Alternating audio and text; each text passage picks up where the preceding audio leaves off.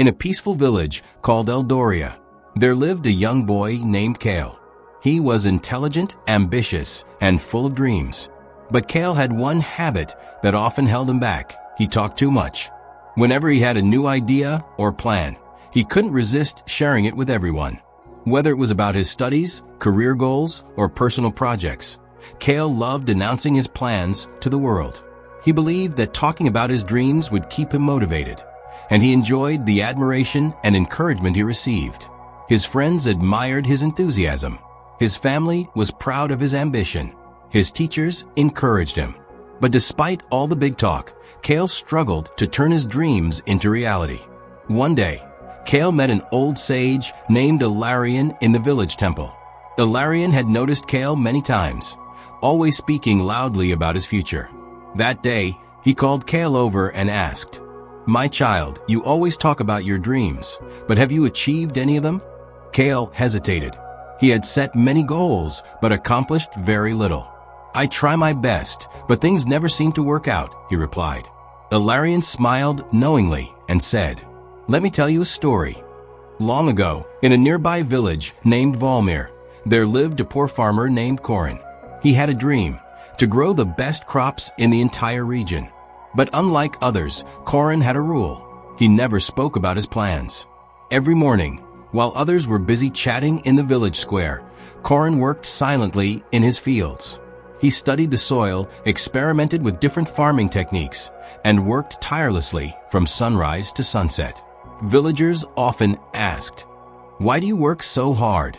What are you trying to do?" Coren would simply smile and say, "You'll see when the time is right." Years passed. While others complained about poor harvests, Coren's fields flourished. His crops were healthier, his yield was larger, and his farm grew more successful with each passing season. People were amazed. How did he achieve so much without ever boasting about it? They wondered. One day, a curious neighbor asked, "Why didn't you ever tell anyone about your plans?" Coren replied, "When you talk too much about your dreams, two things happen. First, people may discourage you. Second, your energy gets wasted on talking instead of working. Asterisk. Silence protects your goals. Words are like seeds. Once scattered, they cannot be taken back.